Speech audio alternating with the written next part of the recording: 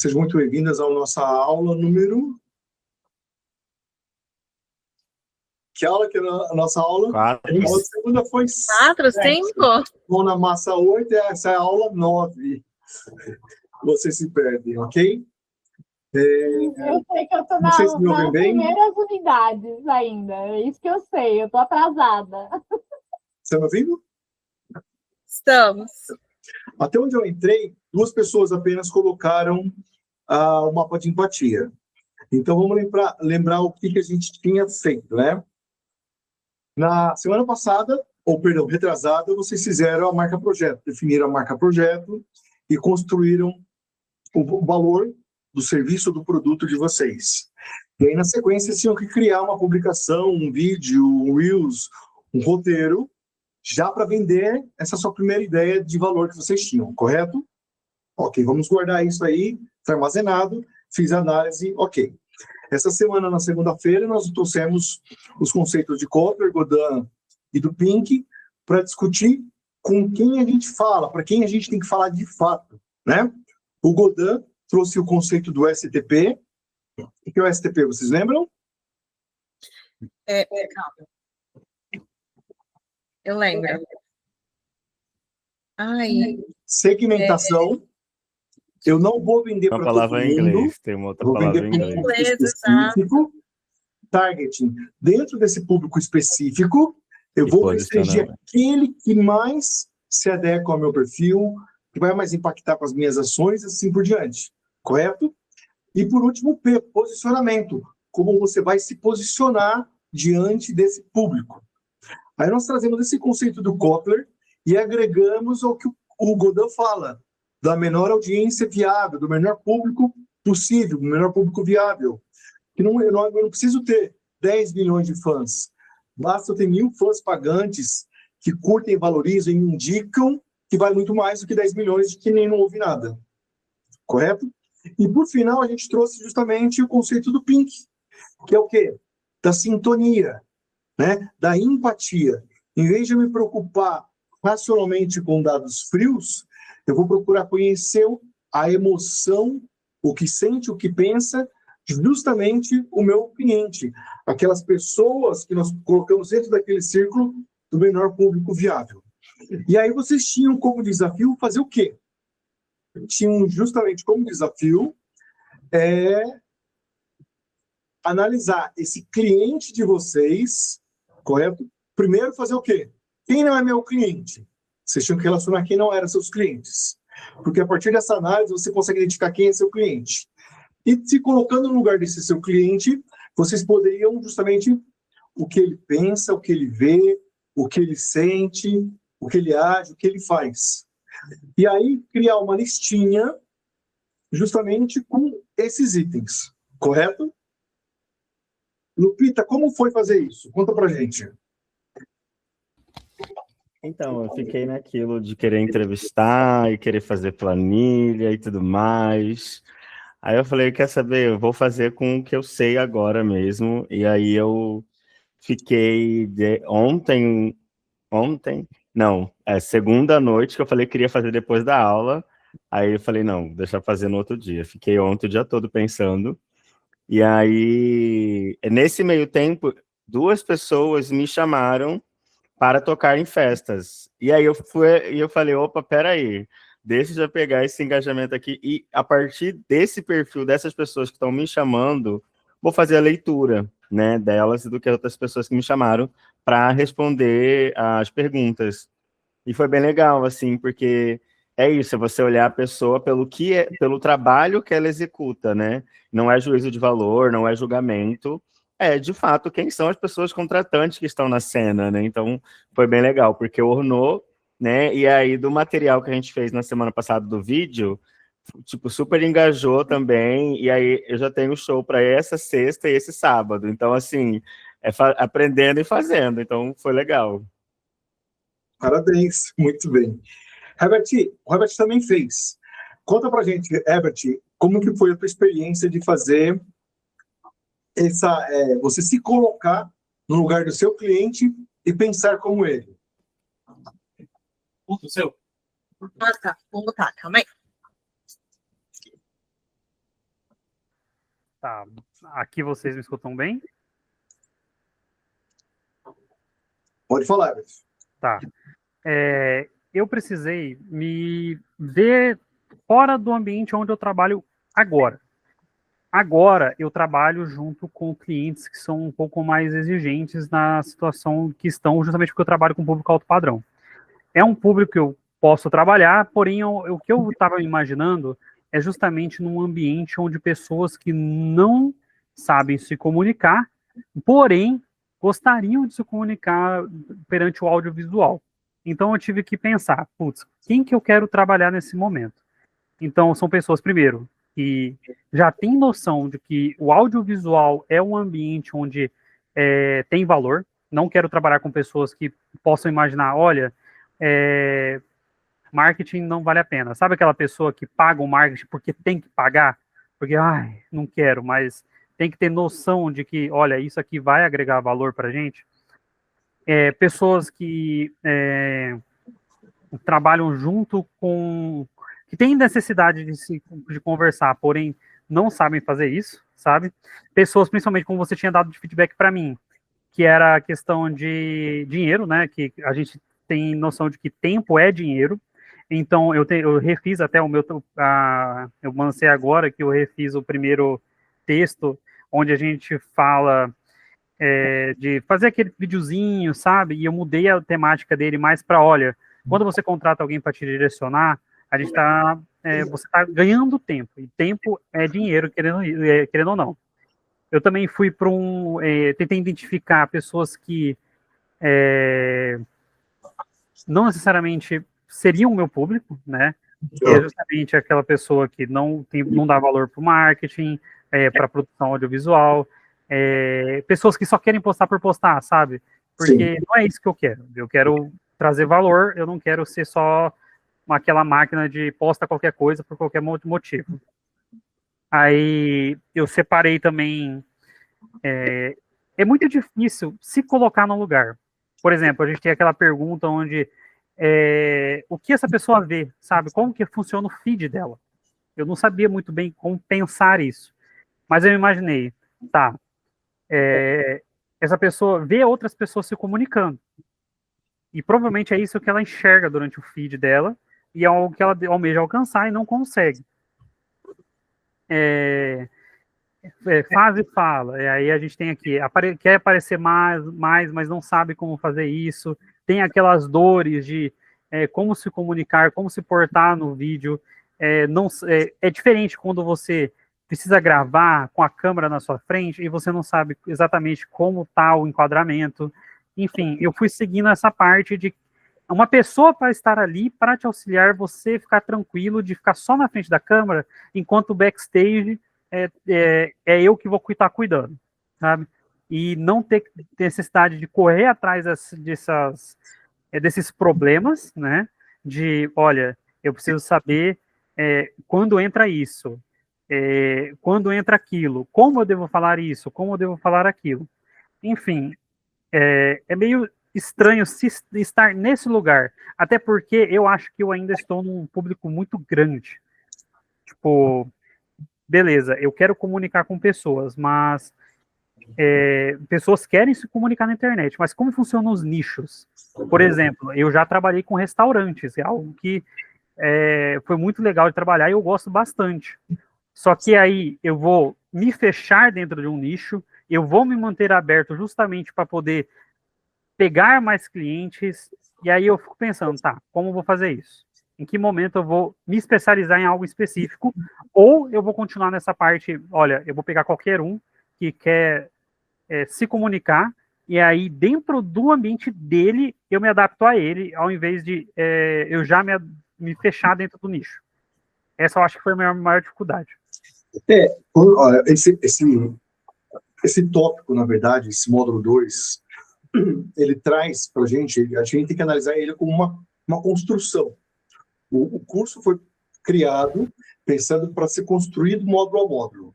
O teu conhecimento, o conhecimento que vocês estão construindo, ele é dinâmico e ele é vivo.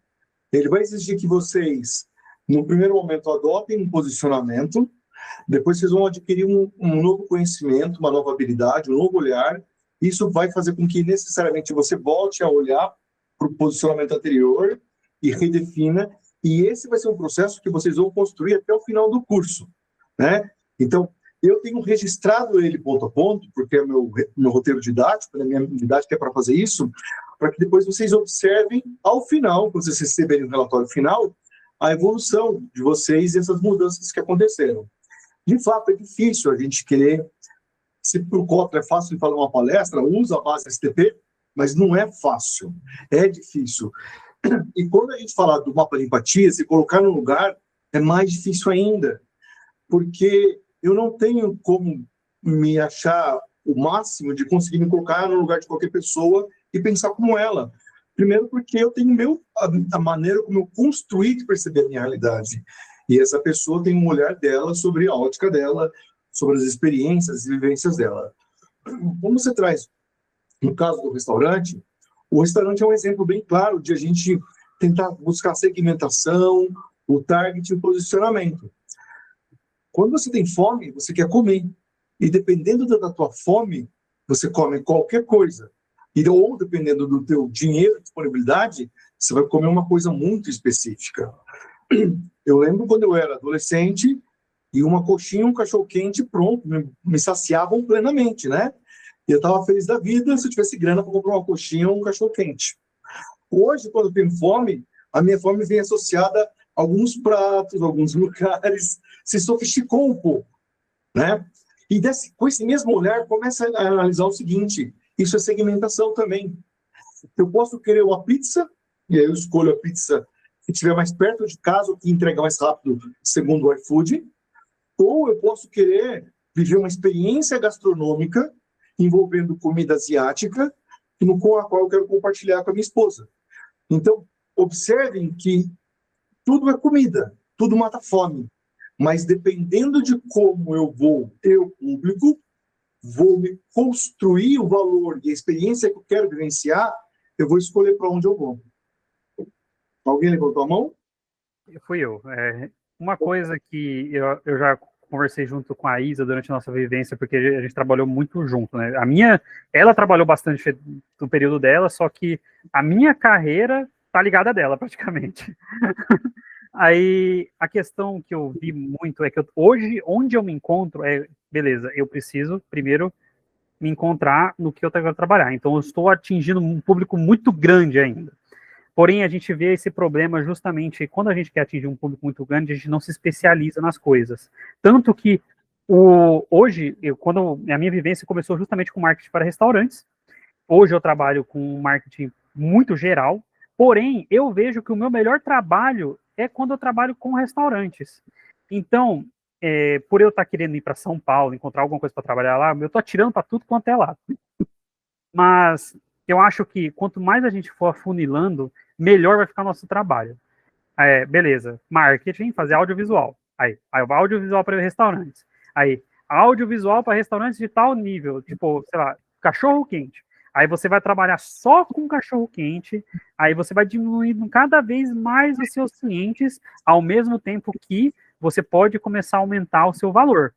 Porque quanto mais especializado você tá, menos clientes você tem, porém são clientes que vão pagar mais pelo seu trabalho. Só que aí que tá. Começar. É o momento de começar a funilar. Eu tenho que primeiro ter esses clientes, ver em qual eu vou conseguir me encaixar. Aí dentro desses clientes que eu vou estar me encaixando, qual é o segmento que está me dando mais, eu não vou falar nem mais dinheiro, mas um que eu me encontro melhor para poder me especializar mais dentro disso e seguindo em sequência. Eu sei que a área de comida é tão gigantesca, onde quando você vai captar alguma coisa, você não necessariamente está captando comida. A gente já viu que a galera, por exemplo, quando você vê leite em propaganda, você está vendo cola. Enfim, a gente vai trabalhando, se especializando, indo para frente. O desafio, Herbert, e eu acho que você encontrou isso, como a Lupita também, as demais que participaram também vão fazer isso, vão encontrar. Lembra que isso é um exercício. Isso que vocês fizeram hoje é um rascunho, lembra que é o draft 1 da tua persona. Então, o que acontece? Há uma diferença entre onde você se coloca enquanto seu serviço E é uma diferença entre você colocar-se no lugar daquele que pode contratar o seu serviço. Então, quando eu estava olhando justamente os apontamentos seus e da Lupita, né, ficou bem claro essa hora vocês falavam no lugar de vocês, hora vocês tentavam entrar no lugar do cliente. E é natural que isso aconteça, né? É o processo. Quanto mais mapas de empatia vocês fizerem, e aí eu sugiro vocês fazerem, sabe assim, não tem nada que fazer, vamos fazer um mapa de empatia do motorista do ônibus, vou fazer um mapa de empatia de quem compra roupa para pet. Porque ao fazer isso, você começa a experienciar a sua saída do teu ponto de vista, da tua perspectiva, e começar a olhar do outro. Porque falar da nossa perspectiva, por que isso é preocupante em termos de marketing? Porque ele é enviesado. E ela vai trazer uma perspectiva, um ponto de vista que pode estar contaminado por aquilo que eu quero que seja, e não aquilo que de fato é. Então, quando, se possível, você consegue se colocar no lugar do outro, seja entrevistando, seja conversando, seja consultando, visitando feeds, vendo comentários em chats, etc., nas mensagens, você vai começar a ver a perspectiva do outro, né? E não a sua. E aí muitas vezes fala assim, cara, nada a ver o que eu estava pensando. E isso, como eu falei, quando a gente erra para a gente, perfeito. Mas quando você vai errar em marketing para o cliente, você está errando com o dinheiro do outro. E isso custa muito. Como eu sei que, no caso, o projeto de vocês é para vocês, sem problema nenhum. E aí a minha obrigação é maior ainda, porque eu não quero que vocês gastem ou queimem ou fritem tempo e dinheiro de vocês. Vocês precisam se colocar no lugar e tentar buscar isso. Eu vou falar, eu passei por isso algumas vezes, quando eu estava no processo de construção da própria Libre. Chegava um momento que me sentia muito mal. Eu falava assim, cara, tá tudo errado, quer dizer que tudo que eu fiz está errado, né? E eu me sentia da vontade de largar tudo que eu estava vendo nas entrevistas e seguir o meu ponto de vista inicial, porque era mais confortável. E isso é um processo, inclusive, natural da fisiologia do cérebro.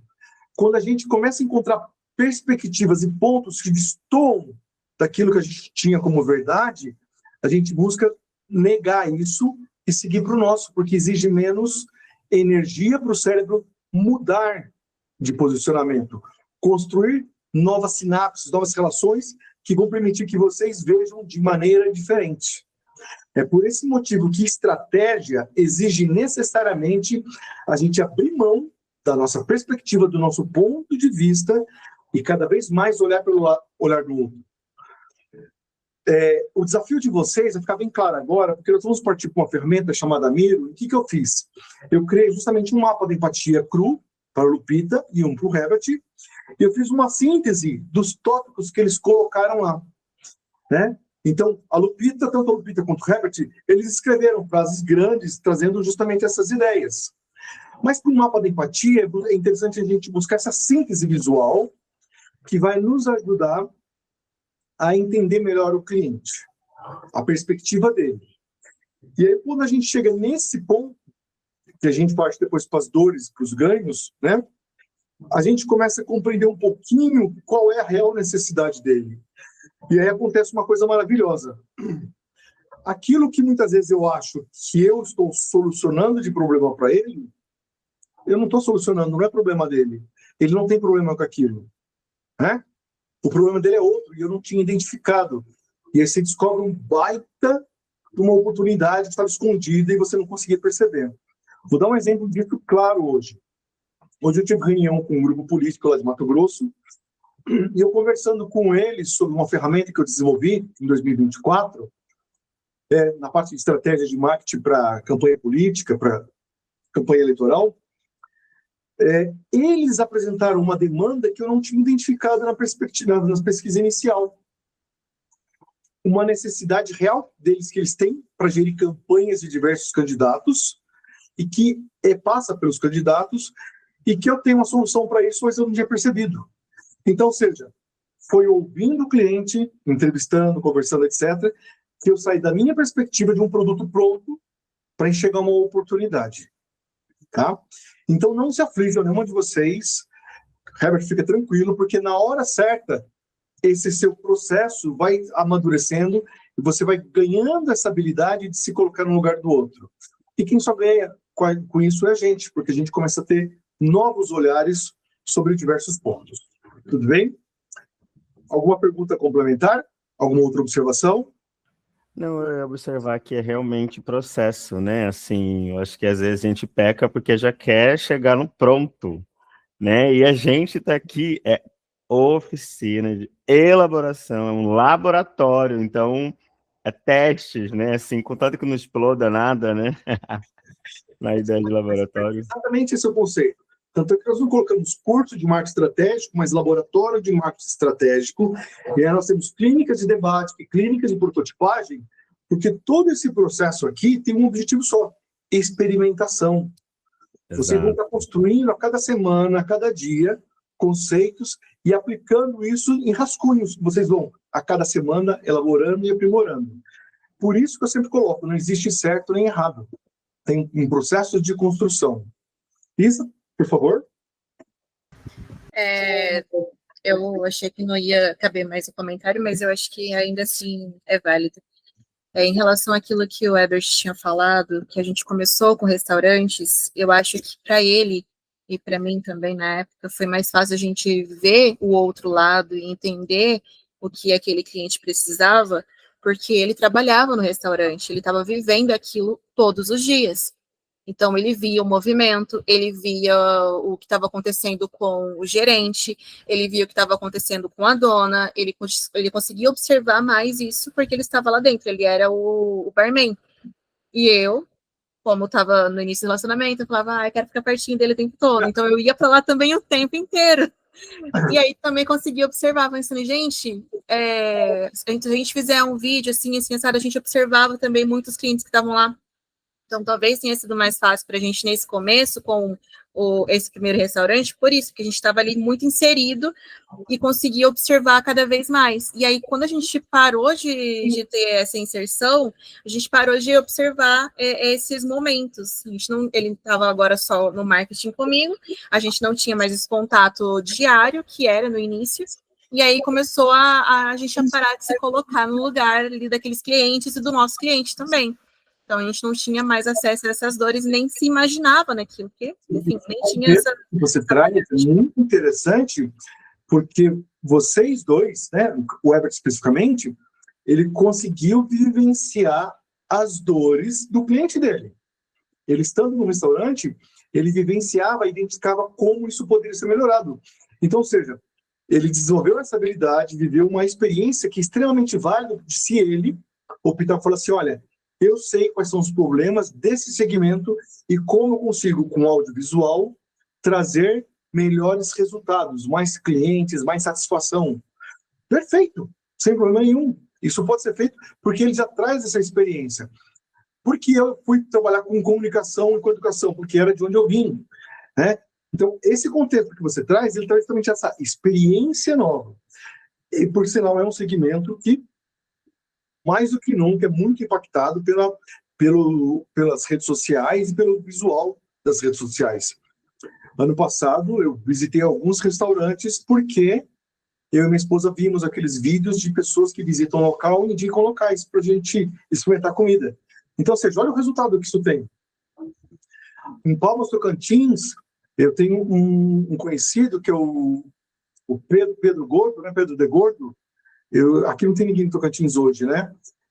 Que ele começou fazendo vídeo justamente visitando os restaurantes, né? Fazendo por conta. Ele cobrava, quando a pessoa queria pagar, ele cobrava R$150.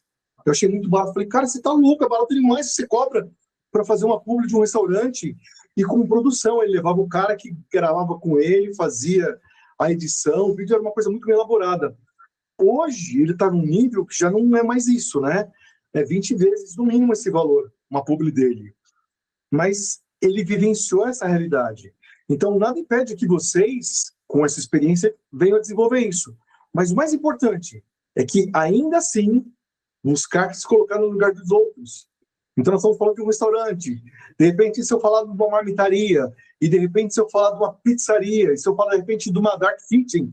Sabe o que é dark kitchen, né? Aquelas marcas que não existem em restaurante portas abertas, são apenas para pedido online. Então, como o visual pode impactar numa cozinha que não tem atendimento ao público, que é só delivery. Então, olha que interessante. Mas vamos lá. Eu agradeço os comentários de vocês e vou partir agora para a gente usar o Miro para construir isso.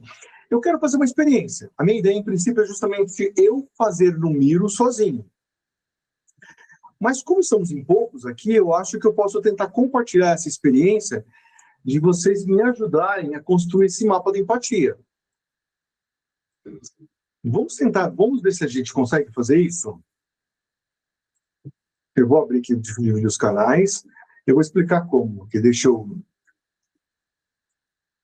Ah, não vai dar.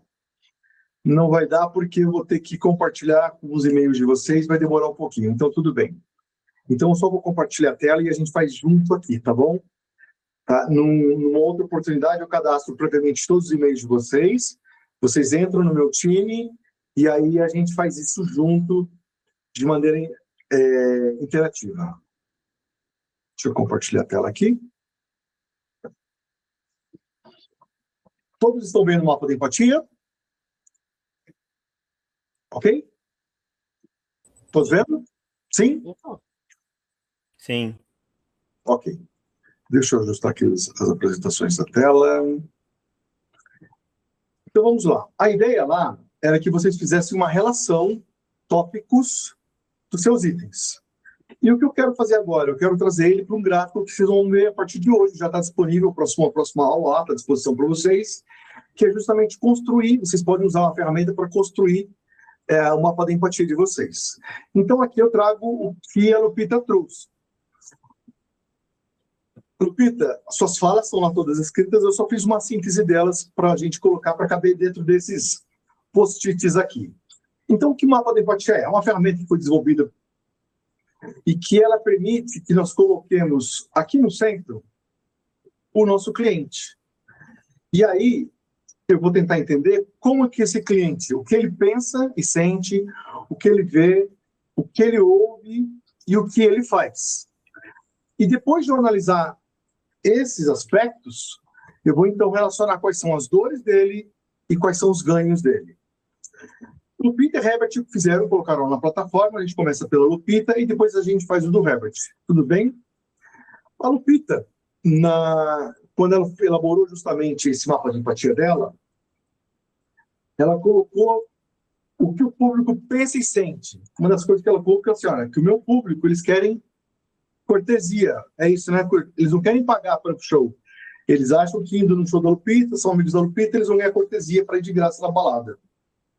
É real isso, gente? A gente valida isso? Sim. Sim, né? Isso aí é o público? Não, isso aí é o contratante, a pessoa. Perfeito. Esse aqui, mas quem é o seu cliente? É o cliente que é da Lupita, não é isso? É.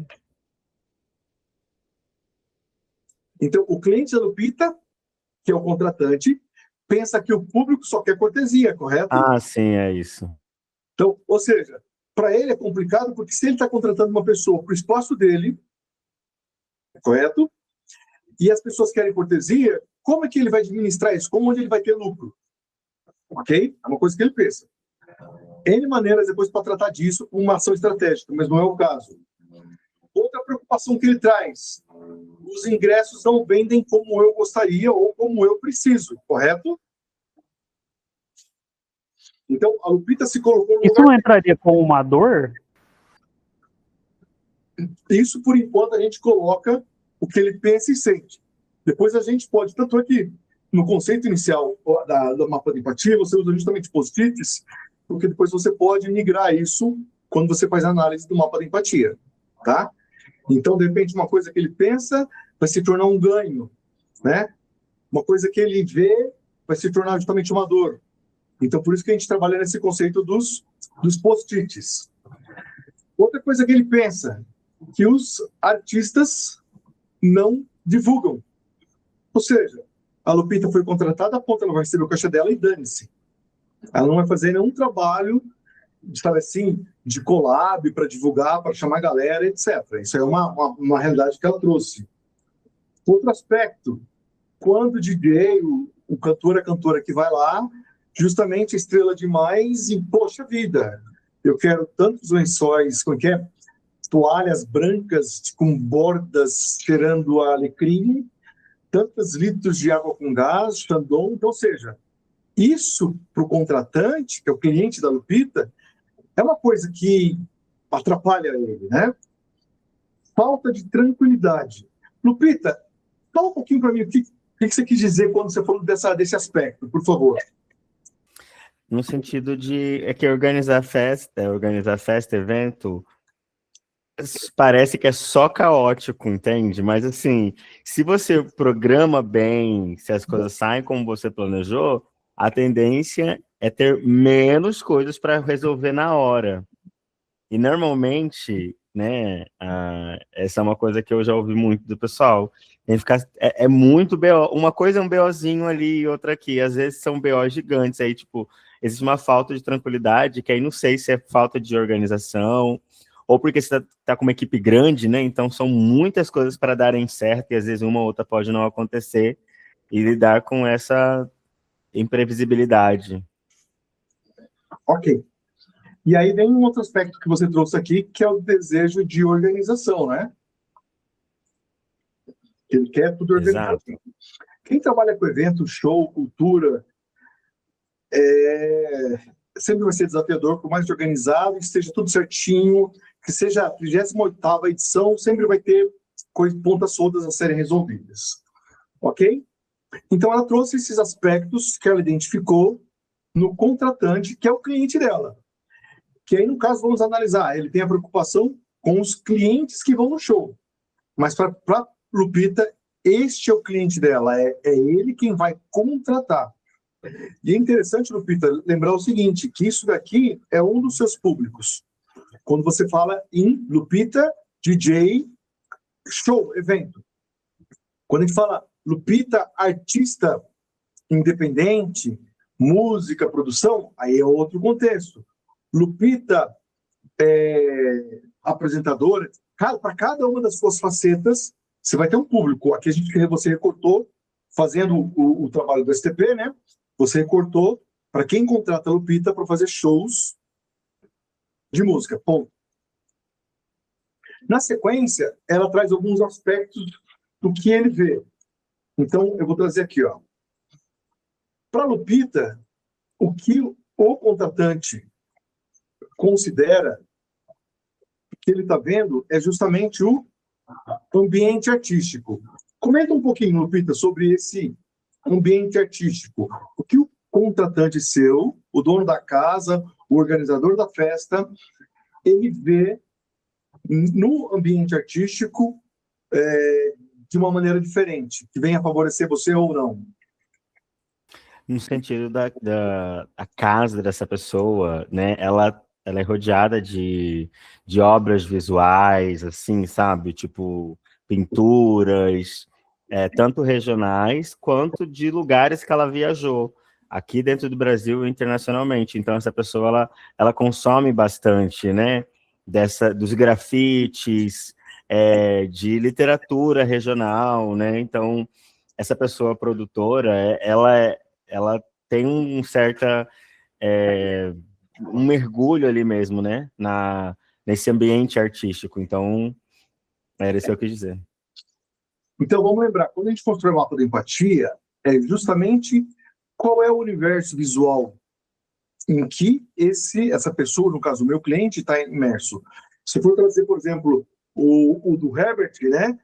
A gente for trazer o restaurante, então, o que ele costuma ver? Dependendo do restaurante, do nível do restaurante, a pessoa está tão imersa no processo de gestão, compra, cliente, produção, que ele não consegue ter essa experiência de viajar e visitar outros lugares para ter outras referências. Eu tenho uma cliente lá também do Tocantins, vou fazer alguns exemplos de Tocantins, que são recentes do ano passado e esse ano, que ela tinha um buffet.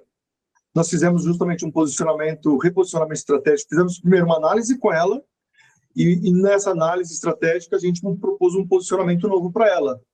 Então, ela atendia muito buffet de festa, muito, né? A capacidade de produção dela estava lotada, Só que o que acontece? Ela praticamente trocava 6 por meia dúzia. Ela trabalhava muito, ganhava muito, mas não curtia, não tinha tempo para viver e curtir esse dinheiro. E muitas vezes, como trabalhava muito, gastava muito mais do que devia, porque não sabia fazer essa gestão. Quando então nós fizemos essa análise, esse reposicionamento dela, uma das primeiras coisas que ela permitiu foi justamente fazer isso aqui, ó. Ela ir para outros locais e buscar outras referências, para buscar justamente novas referências culturais, de viagens, assim por diante, para que ela então possa perceber o negócio dela sobre uma nova ótica, né? E aqui a Lupita traz isso bem claro, que o cliente dela, ele vive esse universo visual, essa cultura, essa diferença, né? Ele busca conteúdo gastronômico, fitness, ele explora isso, nos seus feeds ele curte, segue, para justamente ajudar a Lupita a construir uma visão de quem que é essa pessoa. Alguém quer comentar por hora?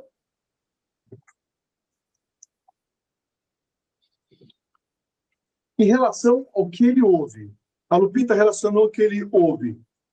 Deixa eu aumentar um pouquinho aqui o zoom. Artistas regionais, certo, Lupita? Uhum.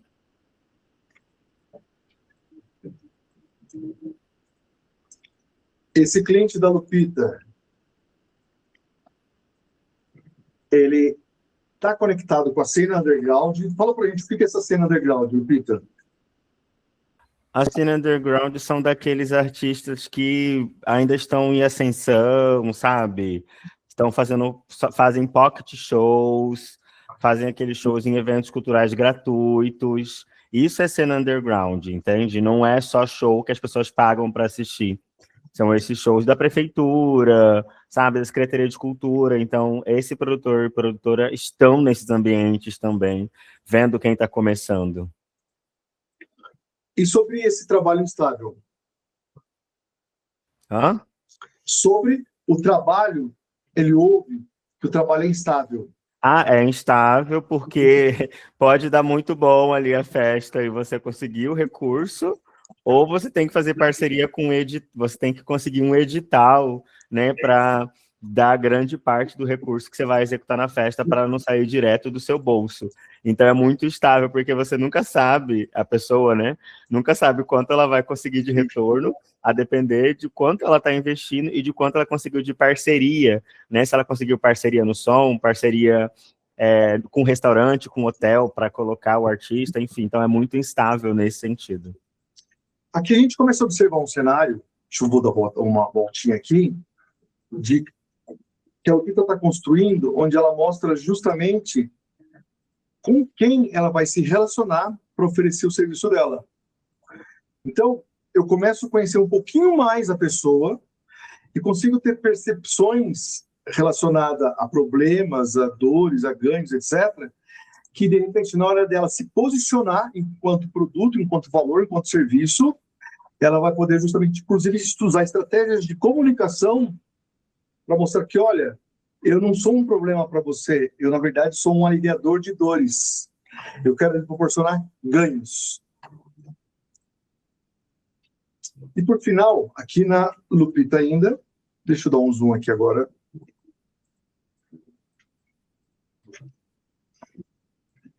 Quem levantou a mão?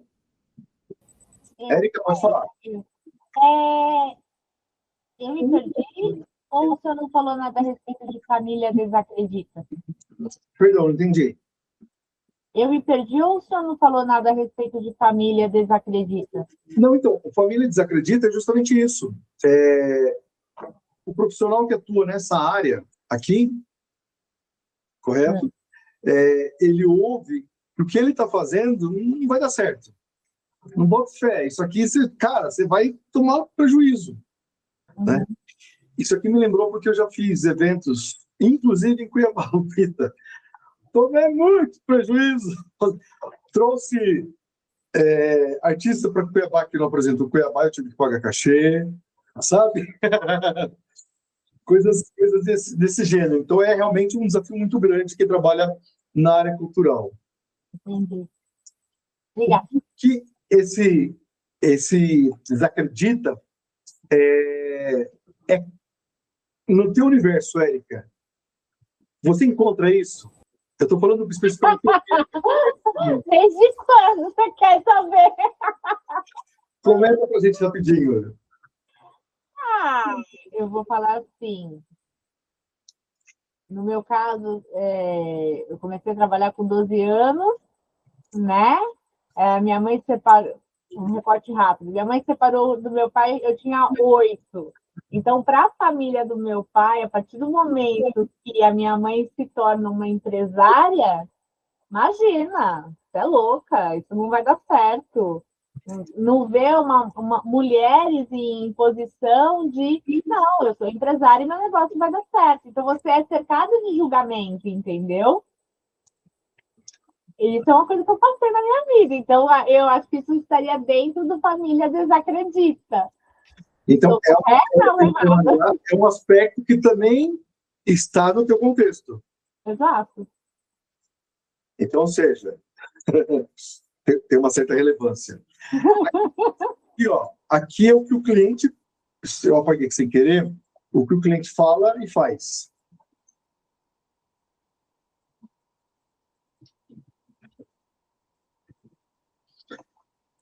Ele observa outros eventos, analisa. Então, se a Lupita for um show e deu público e levou público e foi sucesso, opa, ele vivencia um alto desgaste físico, trocando noite não é pelo dia, porque muitas vezes ele vira a noite fazendo show, e no dia seguinte ele tem que correr atrás de patrocínio, de projeto, de assessoria, de release, de atender, viajar e assim por diante. Então existe um grande desgaste realmente. Ele finge controle total, Lupita. Por quê, Lupita? Tava digitando, finge controle.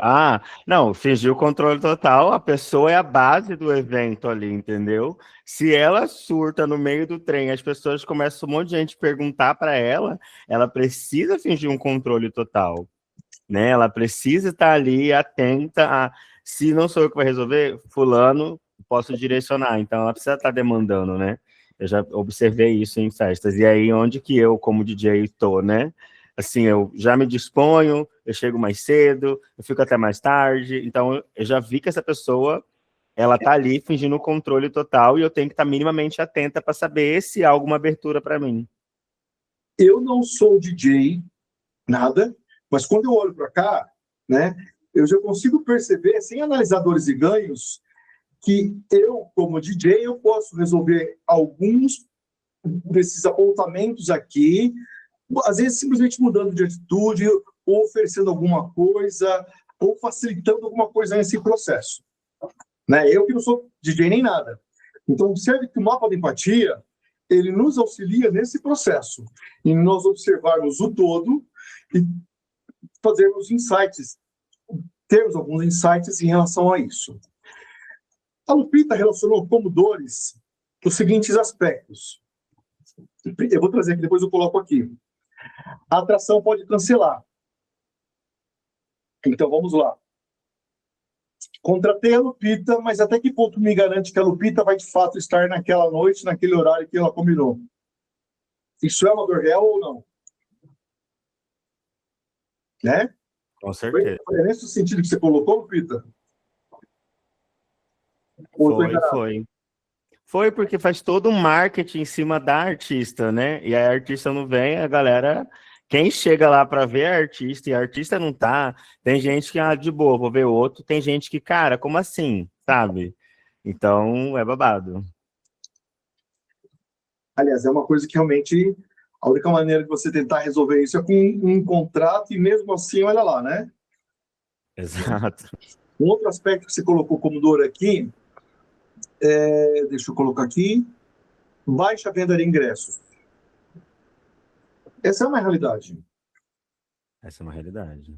Mas acho que é uma realidade para todos e todas. Acho que só quando é um artista, assim, multi, assim, sabe? Mas no nível pequeno, médio de evento, né? Essa é uma realidade. Aí a pessoa tem que ter um plano B ali.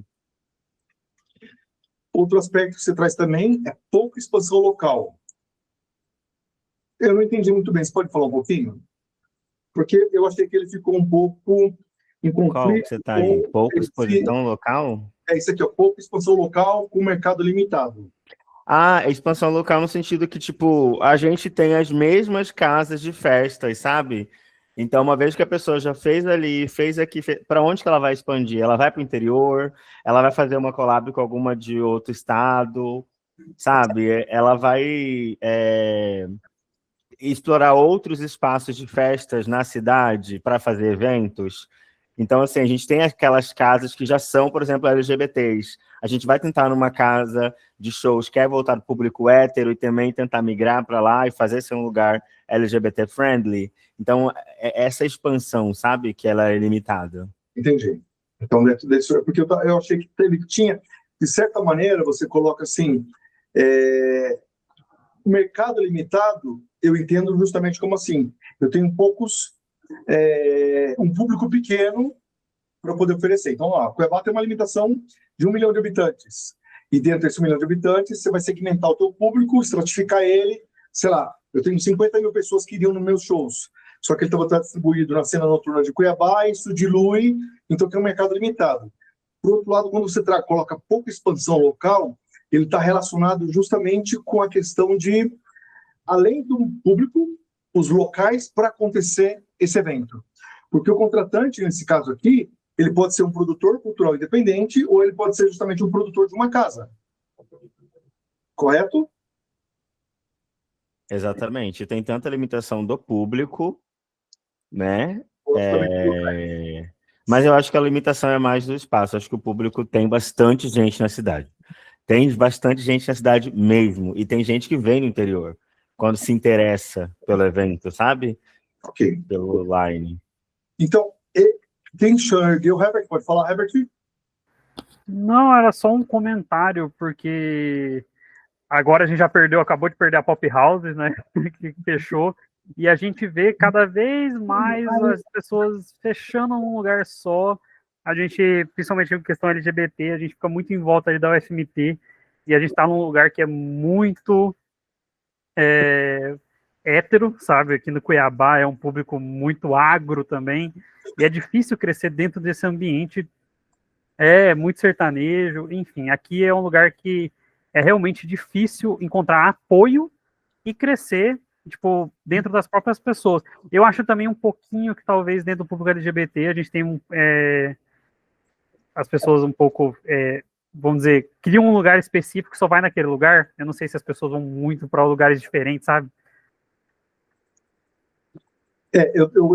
Quando você começou a contar, eu ri pelo seguinte, porque a pessoa que vos fala aqui já fez rodeio no shopping, aí em Cuiabá, no Shopping Três Américas, lá em 1996, e depois eu me inventei de fazer uma sequência de rodeios, etapas de rodeio indoor, dentro das casas noturnas de Cuiabá. Se eu fizesse isso, eu acho que eu ganharia dinheiro, mas na época era muito outsider. Em 1996, estava começando o negócio do agro, começando o negócio dos cowboys, etc., né? Mas eu fui contratado, na verdade, para fazer isso, e não foi de sucesso, por isso que eu ainda estou lembrando aqui. Em relação aos ganhos, Lupita, fala para mim, por que você trouxe esse aspecto de ingressos vendidos? Acho que eu não explorei, mas eu acho que a comemoração mesmo, porque é dos lotes, né? Ai, vendeu o primeiro lote, vendeu o segundo, vendeu o terceiro, vamos abrir o quarto lote, mas eu acho que aí eu quis dizer isso, assim, tipo, quando comemora, assim, cada etapa, assim, das vendas, sabe? Entendi. Pré-venda e não sei o que e tudo mais, então eu acho isso, eu acho que isso é um ganho, porque isso engaja, inclusive, se você é do marketing, você sabe divulgar, opa, primeiro lote vendeu, segundo, e aí os ingressos são tipo R$20, então a cada lote aumenta R$10. Então isso é algo que eu acho que é um ganho quando você faz uma festa alinhada ao marketing, né? Então a cada etapa que você vende, você consegue comunicar. Que você deixa bem claro isso, né? O marketing está funcionando, né? Se o marketing está funcionando, ele está muito feliz. Aliás, que por sinal, uma das coisas que, assim, não tem nada a ver com a DJ Lupita, mas a Lupita pode pensar também, lá na frente, atuar como estrategista de marketing para eventos culturais e artísticos, porque quando você faz um planejamento e você consegue minimizar custos e maximizar resultados, você consegue ter um modelo de negócio na área cultural e artística que funciona, né? E você sempre funciona. Um exemplo é o mais ortodoxo que possa parecer, é Roberto Carlos. Durante décadas, todo mundo pagava muito caro pelos shows dele, porque sabia que se ele fosse, ele teria público. Então, ou seja, era uma receita. Vai ter seu contrato, paga 100 mil reais, que era, na época, a última vez que eu tive um contato disso com um show dele, há muitos anos, há muitas décadas atrás, era esse o cachê dele. Em Cuiabá, inclusive, teve um que fez, e que ele levou e ele pagou, e lotou a Galopeira. Não sei se vocês lembram da época disso daí. E por quê? Porque ele contratou, ele pegou um modelo de negócio na área artístico-cultural, fez sucesso. O nome dele já trazia. Então, inclusive, você trouxe aqui isso também. Quando você traz artistas nacionais, ou relaciona ele no seu setlist do evento, é também um aspecto de ganho. Correto? Sim. Bem, aqui agora, eu quero analisar com vocês. Herbert, não vai dar para a gente discutir o seu. O seu está aqui embaixo, ó. Tá? Mas depois a gente monta isso daqui. Eu vou mandar um modelozinho para vocês montar. Mas eu quero agora, trazendo para o foco da nossa aula, vamos observar esse cliente da Lupita e esse universo onde ele pensa e sente, ouve, vê, faz e o que ele considera como dores e como ganhos. Quando a gente observa aqui, mesmo que nós não sejamos DJs nem nada, a gente consegue observar, dentro do nosso escopo e área de atuação, maneiras em que vocês podem, muitas vezes, resolver essas dores. Eu vou provocar vocês agora. Uma sugestão de cada um, por favor. Se ele tem como dor a baixa venda de ingressos, uma ação rápida que vocês podem sugerir para que isso seja revertido. Funcionaria. Pode falar. Eu não sei se é por aí, mas você tem uma baixa venda de ingresso. Eu poderia fazer uma promoção, de repente, compre o seu ingresso em até tal data e ganhe tantos por cento em nosso próximo evento. Você acha que funcionaria alguma coisa nesse sentido? Não é muita viagem. Ok, é uma ideia, perfeito. Outra ideia. Acho Eu acho que perdão, pode falar. Eu acho que fazer parceria com as cheerleaders, né? Com as atléticas, para ter os promoters, assim, que eles estão engajando bastante.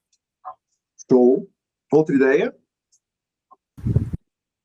Eu acho que divulgar com influencers locais que sejam desse nicho, mandando algum press kit, ou, enfim, dando algum cupom para a pessoa que for comprar através dela, para os seguidores dela, para que ela também engaje com o próprio público para levar na festa, levando ela como uma presença especial na festa. Ok. Herbert, sua vez.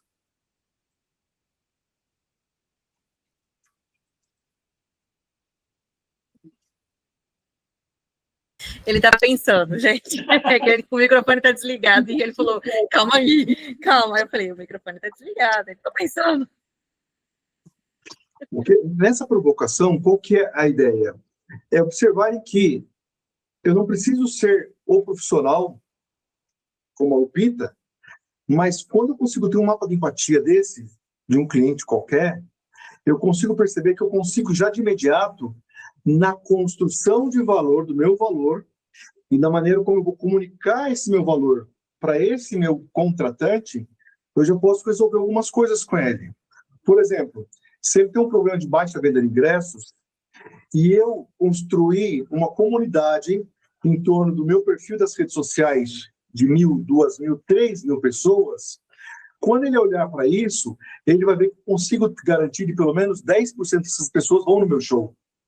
Então, você está fazendo um show para 500 pessoas, tem um perfil que tem 3.000, sem fazer nada, eu posso garantir que 300 pessoas vão para o show. Então, isso eu estou trazendo para o olhar da Lupita enquanto DJ, né? Na construção de valor dela, na hora que ela construa uma proposta, os organizadores de eventos, contratantes, vão observar que ela pode, somente por ela ser quem ela é, garantir um público mínimo que garanta as despesas de gerar resultado. Pode falar, Herbert.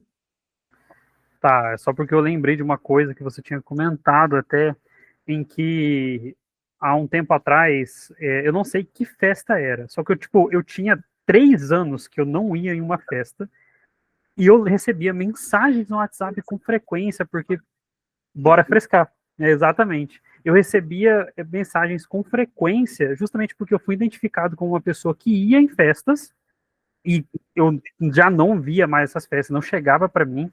Porém, só do fato de eles terem pegado meu número em algum instante, eu era bombardeado, não vou dizer bombardeado, mas sempre que tinha uma festa, eles mandavam uma mensagem: olha, dia tal vai ter a festa, sabe? Porque você já está garantindo que pessoas que já foram antes vão de novo.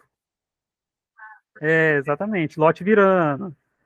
Então, isso é um exemplo bem clássico de que quando as empresas trabalham com os dados frios. Lembra dos dados demográficos que a gente falou na segunda-feira? Eu tenho os dados. Olha que esse cara sempre foi em festas, agora não está vindo mais. Vou mandar mensagem para ele. Mas eu não procurei, não busquei saber por que ele não deixou de ir. O que aconteceu? Então, ou seja, não me coloquei no lugar dele ou de tantos outros que deixaram de ir. Se de repente fizessem isso e perguntar, em vez de você vem para a festa de novo, por que você deixou de ir? O que você está buscando agora? De repente, poderia ter uma relação, inclusive, diferenciada, né? Ok? Mais alguma observação?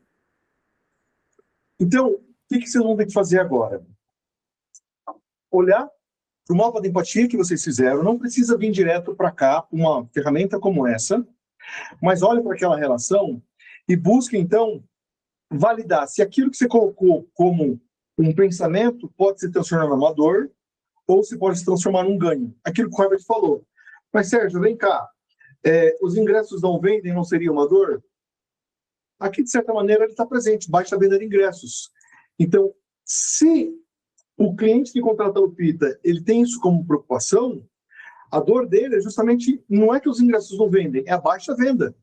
Ou seja, vai até vender alguma coisa, mas não vai vender o que eu preciso. Essa é uma dor dele. E aí, qual que é o desafio nesse momento? É simplesmente se colocar no lugar dele. Não precisa pensar em estratégias, em como vocês vão fazer, nem nada. Porque na tarefa que vocês vão fazer, a partir de agora, já está disponível lá, é justamente refinar essa figura e partir para a construção de uma figura tridimensional chamada persona. Tá? Eu vou mandar amanhã, no WhatsApp, como se fosse um infográfico de como vocês fazerem uma persona, uma indicação de um formulário para vocês construírem essa persona. Ela não faz parte da entrega, é um plus. A entrega de vocês pode ser de forma textual mesmo, o que vê, o que pensa, dores, assim por diante, mas vocês podem usar ela para construir essa pessoa. E aí, Lupita, você vai dar nome, idade, hábitos, etc., para o seu cliente. Herbert, você vai descobrir quem é o seu cliente, vai desenhar ele, quantos anos ele ou ela tem, onde que ele trabalha, o que ele faz, expectativas, dores, vocês vão construir isso. De maneira que aí vocês aprimoram e publicam para a gente ter uma avaliação final dessa persona agora de vocês. Perguntas? Combinado. Não, acho que tá ótimo. É essencial que vocês guardem desta semana. É difícil, não é fácil. É que vocês não precisam querer vender seu produto, seu serviço, a marca de vocês para todo mundo. Escolham que seja 5, 10, 50 pessoas. Essas 50 pessoas vão pagar para viabilizar o teu negócio, a tua operação, a tua marca. Lupita, para ir no teu show, quantas pessoas você precisa garantir que você leve? Não que vá de graça, mas quem que vai com você, onde você estiver? Eu preciso de 200 pessoas em todos os shows. Correto? Herbert, quantos clientes, seja ele restaurantes ou não, você quer para garantir um trabalho legal e um retorno financeiro muito bom para você e para a Isa aqui em São Paulo? e onde eles estão, como que eles pensam, o que você precisar mostrar para eles do teu valor, que eles valorizem efetivamente. Érica, o teu desafio é repensar a essência da alma, partindo do olhar do teu cliente. A Érica tem um detalhe importante, que ela tem tanto o cliente como a da Lupita, que é quem contrata e compra no atacado os produtos dela, como também quem ouve a música e dança a música da Lupita, como quem compra os produtos que são revendidos por essas distribuidoras da Érica. Então, é um desafio duplo de vocês. A minha sugestão, quando isso se instaura, é mais simples do que para o Herbert e para a Isa. Agora, para vocês duas, a questão basicamente é assim: vou fazer um mapa da empatia do meu contratante, mas eu não posso perder o olho do meu cliente final. Em modelos de negócio, a gente chama isso de B2B2C, Business to Business to Consumer, ou seja, vocês são contratados por outras empresas que vendem vocês para pessoas físicas. E é exatamente esse olhar, eu falo assim, que eu sempre tive muita dificuldade, talvez, de me expressar, porque tem pessoas que entendem assim, não, você tem que falar só com B2B. Mas, não, porque eu sempre pensei naquele cara que ia comprar desse meu cliente, desse B2B, entendeu? Que seria o B2B2C, entendeu? E, então, conclusão, eu não estava errada, é um pouco mais complexo o negócio. Por que, Senhor, que a gente só escolhe coisa difícil?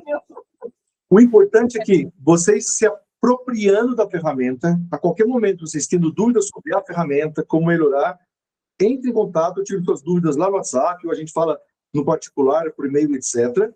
Porque é fundamental que vocês se apropriem dela, porque vocês vão usar ela agora e depois em outras situações. Isa, por favor. Eu acho que no meu caso também se aplica igual o que a Erika disse, porque eu trato com o meu cliente, eu coloquei ele como dono da agência, então eu estou tratando com o dono da agência que vai contratar um cliente que é uma empresa que também tem outros clientes. Então, tipo, eu tenho que pensar com o meu cliente, que pensa com o cliente dele, que pensa com o cliente deles. Então, tipo, meu Deus, isso porque ainda tem empresa que eu trabalho que também tem clientes. Dos clientes, sabe?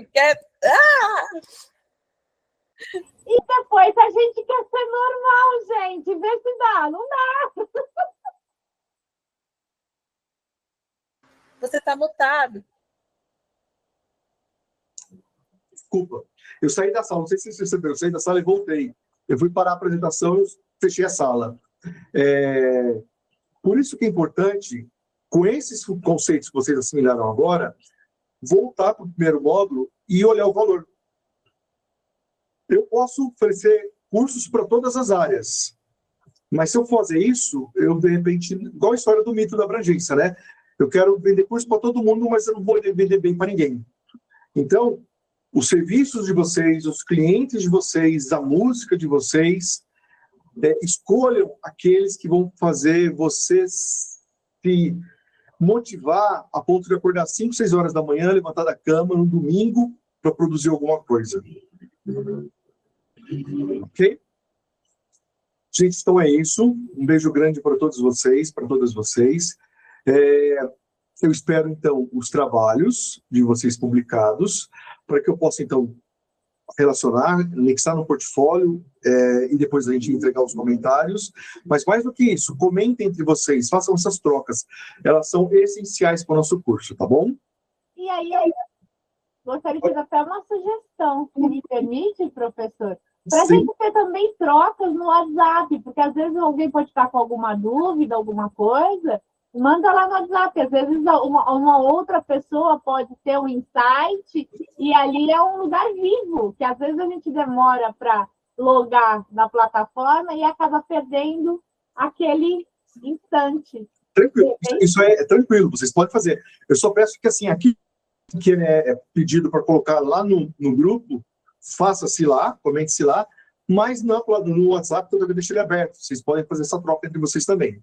Tá bom? Legal. Então, ótimo, um abraço a todos vocês. A gente vai se falando no WhatsApp, nos grupos, e na segunda-feira a gente está de volta, tá bom?